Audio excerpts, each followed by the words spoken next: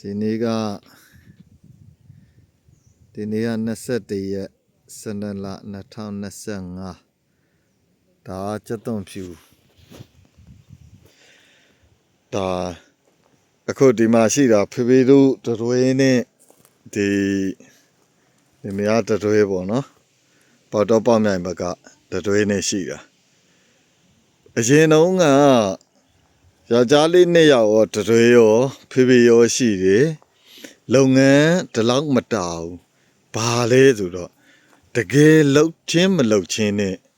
စကားပြောတယ်အခုဒီနေ့မရရဲကြတော့ဒီအမျိုးသမီးတန်နေကြီးတွေဒို့ပေဒီလိုလုပ်ငန်းနဲ့တူအောင်လုပ်ခဲ့တယ်နော်ခုဒီမှာဟိုဘက်မှာဆိုရင်ပေါင်းနေအကုန်ရှင်းထားတယ်ဒါနောက်ပြပြမယ်ပေါ့နော်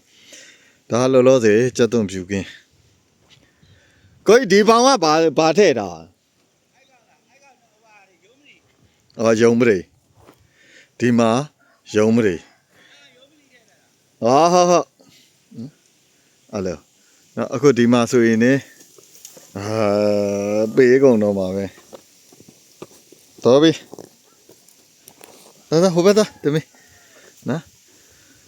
ဒီဘက်မှာဆိုရင်ねရေရောက်အောင်သူတို့လှုပ်ထားတယ်နော်ဒါပေါင်းဆိုဒီအပင်တွေဟိုရပိုင်းကငိုင်နေတယ်ရေလဲသွင်းလိုက်ရောဒါတိတာတက်လာတယ်တော်ပြီတော့နော်ရေသွင်းလိုက်တော့တိတာအပင်ထွာလာတယ်ဟိုအားတွေနီးပါးလိုက်လာပြီပေါ့နော်ဒါဒီဘက်ထေထိုးတယ်ပြုတယ်ဒါဒီအတွဲဆိုတဲ့ဆိုရင်ဒါရက်20ပဲရှိသေးတယ်ပေါ့နော်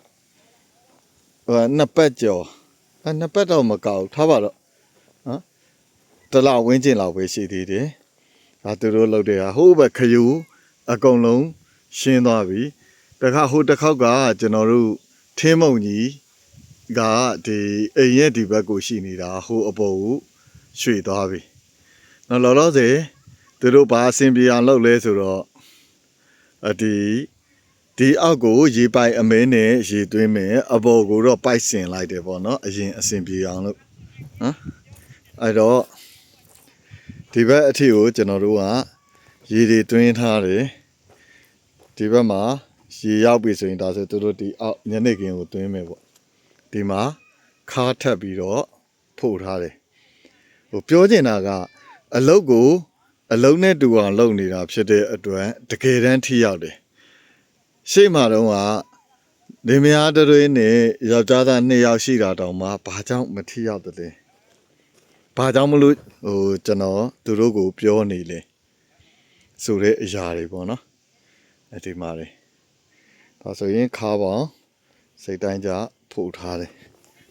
နော်ဒီမှာဘာလို့ကျွန်တော်ပေးထားတဲ့ဒီလောက်အားကအနေအထားကလည်းမနှဲအောင်ပေးထားတယ်နော်သူများတွေဒီမှာဆိုရင်13000ပဲပေါင်တဲ့နေရာမှာကျွန်တော်1000ခွဲအထိပေးထားတယ်ဘာကြောင့်ပေးလဲကျွန်တော်စိတ်တိုင်းကြသူတို့ရဲ့လောက်အားကိုအားလုံးလူကျင်လို့ငွေကြေးကိုမမြင်မနဲ့လောက်အားကအဲ့လိုပဲကျွန်တော်အလုပ်လုပ်ပြီဆိုရဲဆိုရင်ねကျွန်တော်ရဲ့အလုပ်ကိုကျွန်တော်ယူထားတဲ့အခါချင်းငွေနဲ့တန်အောင်ကျွန်တော်လုပ်တယ်ဒါပေါင်းဆိုကိုယ့်ရဲ့မှတ်ကြောက်ပဲပေါ့နော်ဒီဟာတွေဒါဆိုရင်သူတို့ပေါင်းဖော်နေသေးတာကြောင့်မလို့ဒါရှည်မသွင်းသေးတာဒီအပေါ်ကတော့ပြီးခဲ့ပြီနော်ဒီမှာဘယ်လောက်လာလိုက်လဲလောပုံတရက်တယ်လုပ်ငန်းတာတယ်အလုပ်ကိုအလုံးနဲ့တူအောင်လုပ်တယ်ဒါကြောင့်မလို့လေကျွန်တော်ဘက်ကအခုဆိုရင်သူတို့နေလေနေခင်းမနက်ခင်းစားပြီးလေးစားဖို့ကော်ဖီမုံကျွတ်ချောက်ပေါင်မုံစားတဲ့ဖြင့်ပေါ့နော်ဒါလေးတွေသူတို့စားနိုင်မို့လို့ဝယ်လာပြီးတယ်ဒါကတော့ဒီတန်းကျွန်တော်စေတနာပေါ့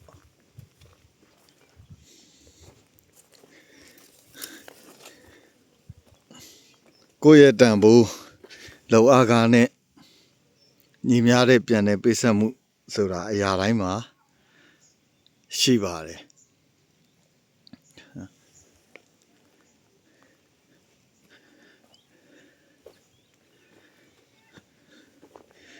အပင်ရလဲအတူတူပဲအယိုးအရွက်အပင်ဘာမှပြောစရာမလိုဘူးလောလောဆယ်လက်တလုံးမှာဘာမြေစီဘာမြေဩဇာဘာမှကြွေမထားသေးဘူးကျွန်တော်တို့အပင်အတွက်အားစေးတို့ဒီပိုးအတွက်ပြအတွက်လိုအပ်တဲ့ဟာတွေကတော့တဘာဝ organic အားစေးတွေပိုးသက်ဆေးတွေစီမံထားပါတယ်ဥမာတင်လဲရီဒုတ်ထာစသဖြင့်ပေါ့နော်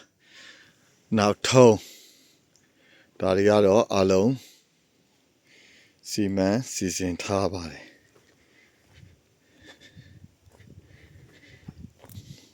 တရားတွေဆိုရင်ဒါပေါင်ဖို့ထားတာတွေဒါပထမပိုင်းဖို့ထားပါတော့တဖြည်းဖြည်းအောက်ဒါကြောင့်လူအင်အားနေမရတဲ့ဒိုဒီမဟုတ်ယောက်ျားလေး2ယောက်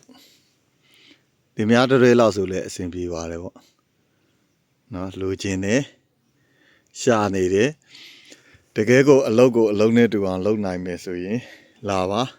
ဒီမှာခရိုးဆိုတယ်ဆိုရင်လုံးဝရှင်းသွားပြီတရက်လောသေးရေပါးတန်းနေဒါခဏနေအပေါ်ဒီမှာပြုတ်ပင်သွားကြည့်မယ်နော်ဒီမှာပင်အဖူးရရလေဒါကျွန်တော်လာတိုင်းတစ်ပတ်နဲ့တစ်ပတ်တီးတီးတာဒါဆိုရင်စက်တိုက်စပြီးတော့တီးပြီးဒီအပင်တွေတောက်လာမယ်ဒီမှာအဖူးတွေစက်တိုက်ဝင်လာပြီကျွန်တော်ထင်တယ်အခုထားပါ12လပိုင်းကုန်စု4လပိုင်းကစပြီးတော့ကျွန်တော်တို့ဒါခူးဆွရတော့မယ်ပေါ့နော်4လပိုင်းကစပြီးတော့ခူးဆွရတော့မယ်3လပိုင်းလာလေတော့မဟုတ်4လပိုင်းလာဆန်းပိုင်းပေါ့ထားပါ4လပိုင်းနဲ့ကစပြီးတော့ခူးဆွရမယ်အားလုံးပေါင်ဖို့တော့ဘာတွေလုပ်ငန်းမှာလုပ်ရမလဲဆိုရင်ကျွန်တော်တို့ဒီဟာတွေပေါင်ဖို့စရာရှိတာဖို့မယ်ပေါင်းနှုတ်စရာရှိတာနှုတ်မယ်ဒီထဲမှာဆိုရင်လည်းသူတို့ပေါင်းနေဒါနှုတ်ထားတဲ့ပေါင်ဖို့ပေါင်းနှုတ်ပေါ့နော်ဒီဟာဆိုရင်စက်သွန်နီဒါပေးမှမြေအလေလည်းမရှိအောင်ဒါတန်းလုံးဒါစက်သွန်နီစိုက်ထားတယ်ကိုပါလဲဆိုငကမောက်ချဖို့ပါကိုမချသေးဘူး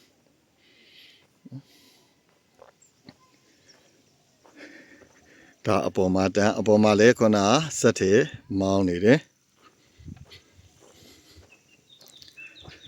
ဒါတစ်ဖြတ်ခဏနေအောက်ပိုင်းကိုစူပုတ်ကြီးသွားကြည့်မယ်ဒါတို့ရေပိုက်ဆွဲပြီးတော့ရေလောင်းထားတဲ့အရာလေးတွေဒီမှာငရုတ်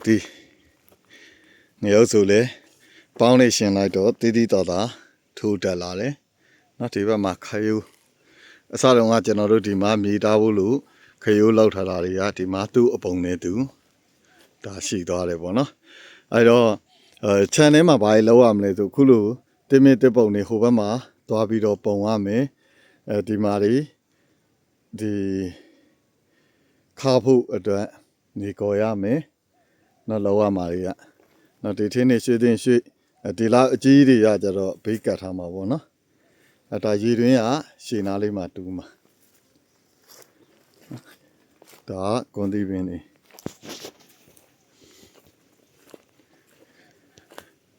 ဒီကြားထဲမှာဒါဆိုရင်ဒါညနေလောက်မှနောက်တစ်ပြန်ပိုက်တွေရတော့ရှိတယ်အခုပိုက်ဆက်လေးဝယ်လာပြီ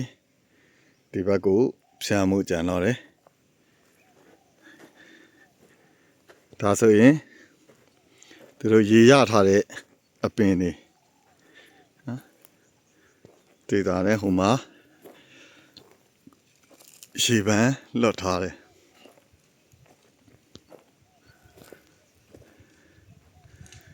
ပေါ်ပြန်ဒါဟိုမှာဖေးရှင်းနေတယ် နော်ဒီခြုံနေကျွန်တော်တို့ရှင်းရမယ်ပေါ့နော်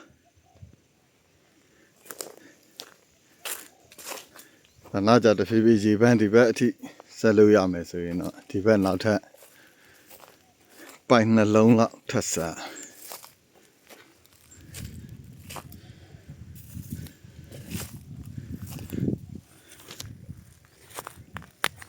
ဒီကြားတွေကိုတဒန်းထပ်ပြရမယ်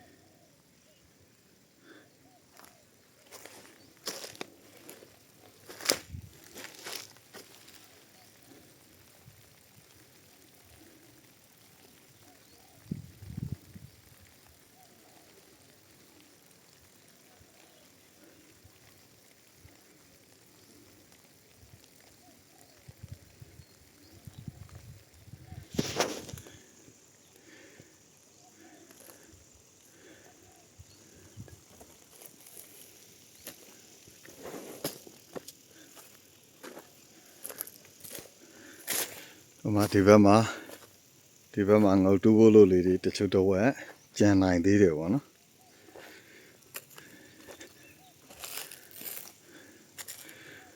ဒါရေပန်းခါတန်းတန်းထက်ထက်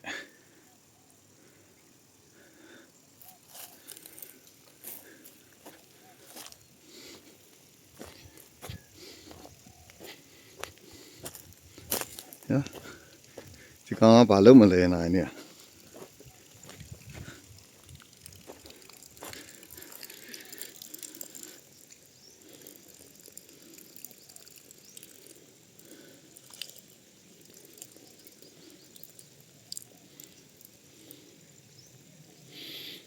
ဒီကောင်ကအောက်ကဘယ်ဒီတလက်တစ်ခုကမလဲဘူး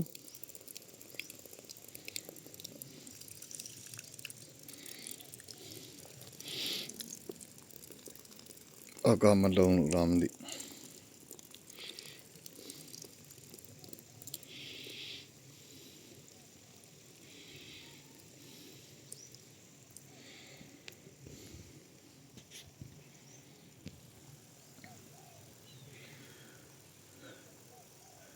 ဒီဟာလေလားဒီသင်းမောပင်အထိရောက်တယ်ဒီတစ်ခုမလဲတော့ဒီသင်းမောပင်နှစ်ပင်လက်နှစ်ပင်ရဲ့ဒီဘက်ကဟာလေ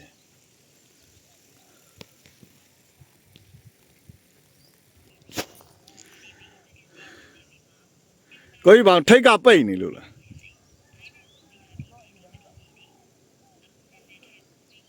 ခုနကိုကြီးပြောလိုက်တော့လေသွားသလားလို့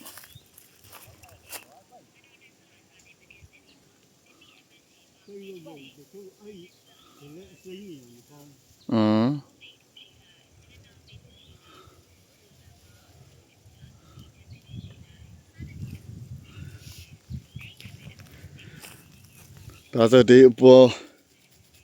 စိတ်ဒီလောက်ရေအားမစိုးပါ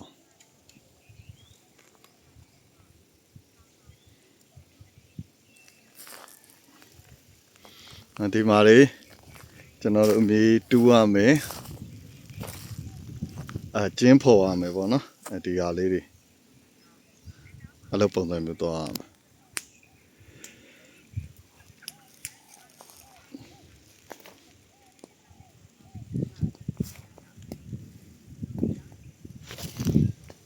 ဒါလောတဲ့အမိုင်မီရှု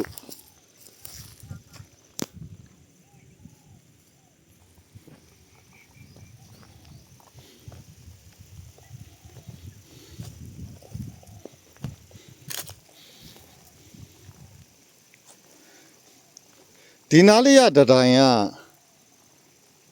ဟိုဟာမဖြစ်တာဒီအပေါ်မရဘူးနော်ဒီဟာကြတော့ဘာကြောင့်လဲဒီနားနဲနေလို့ပိုက်စင်နဲ့ကြီး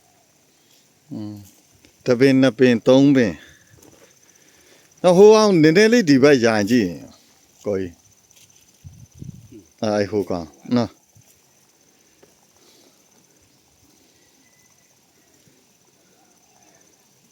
အဲ့ကောင်ဒီဘက်ပန်းအားနည်းနည်းနဲသလား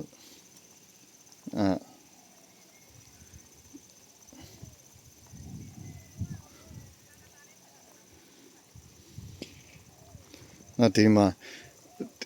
ဒီ ဒီနည်းနည်းလေးဒီဟာတိုးလိုက်ရင်မဆုံးတော့ကြားတဲ့တတိုင်းလောက်ထဲလိုက်ရင်မဆုံး နည်းနည်းလေး ဟုတ် ဘာပိုင်းလေး ဘာဖြစ်ခါလေးနည်းနည်းတိုးပြီးတော့ကိုကြီးဒီဘက်တိုးလိုက်ရင်အဲ့ကြအောက်ကလွတ်တော့အောက်ကလည်းမလို့ကိုကြီးနည်းနည်းတိုးလို့ရမယ်ဘာလို့ဟိုဘက်ကိုလည်းလွန်လာနော်တစ်ထွားလောက်လေးတိုးလိုက်မယ်ဆိုရင်ဒီဟာအဆင်ပြေမယ်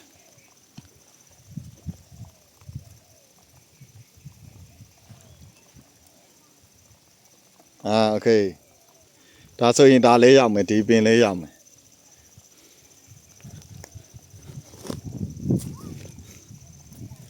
ဒါပေမဲ့ဒီအပင်ဒီနှစ်ပင်မရောက်သေးဘူးဖြစ်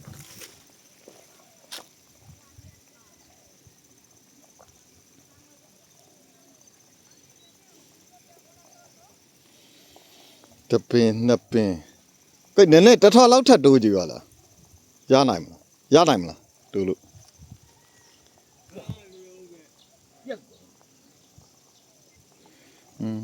ဖေဖေဒီနားလေးကနှစ်ပင်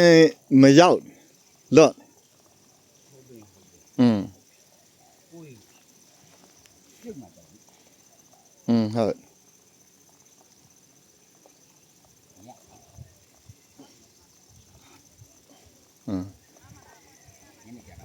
ဟုတ်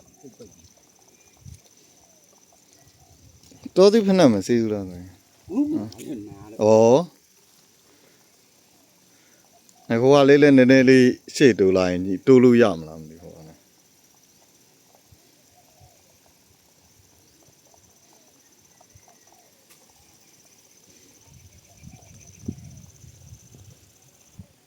လောရတာလေဟိုတက်တာလေးသွားလို့ရအဲ့တပဲကိုရှာလို့ဟိုအောင်မဖြစ်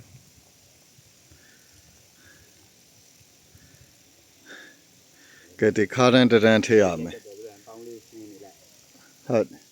ဒီဘောဆက်တဲ့မောင်းလေးပဲနည်းလေး ဟုတ်တယ်စက်တယ်တွေ့ခါရန်တရန်ထည့်အပေါ်မှာအနည်းဆုံး၄တန်းတော့သွားမယ် တော့၄တန်းလောက် ၄တန်းသစုစုပေါင်းနောက်ထပ်၅တန်းစာဝေရအောင်မယ် ဆက်နေလောက်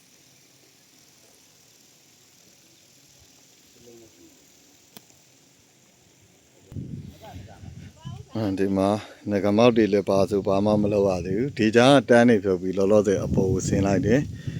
ဒီကြားကတော့ကျွန်တော်တို့လောလောဆယ်ပိုက်နေပြီဖြန်းပေါ့ဒါကျက်တော့နီတန်းကဲအဲ့တော့စူပုတ်ခင်သွားကြည့်စူပုတ်ခင်ဒါတော့ဒီချက်မှာလုံနိုင်မယ်ဝန်ထမ်းလေးတွေပေါ့နော်ဩဇာတွေလည်းဒီမှာစိုက်ရတော့မှာဩဇာစိုက်လိုက်ရင်တီးတီးတာတာဖြစ်လာမယ်ဒါကျွန်တော်ကဒါခရမ်းညင်ဒီအားလုံးဟိုဟာဖြစ်ဖို့လို့နော်ဒီဘက်မှာအကောင်လုံးဒါဆိုရင်ကျွန်တော်ဒီမှာခြံမှာနေတဲ့လူတွေစားဖို့ဆိုပြီးတော့စီစဉ်ပေးထားတဲ့ဟာဖြစ်ပုံခုနဖေဖေးအစာဦးနာနဲ့ဒီနာငရုတ်ပင်နဲ့ကွာချမှုလေးတွေပေါ့နော်ရေမလောင်းမပြုတ်ဆိုတော့လကားပဲပေါ့ဒီကတော့ထင်းနေဒါစုပုတ်ခင်နော်ဒါအခုရှေ့နေတဲ့ဒီဖေဖေတို့အတွဲနဲ့အပြင်တွဲနဲ့နှစ်တွဲတွေရဲ့လောက်အားကြိုးစားမှုအရင်လင်မယားတွဲမထွေးတို့လင်မယားတွဲနဲ့ယောက်ျားလေးနေရာရှိတော့ကအများကြီး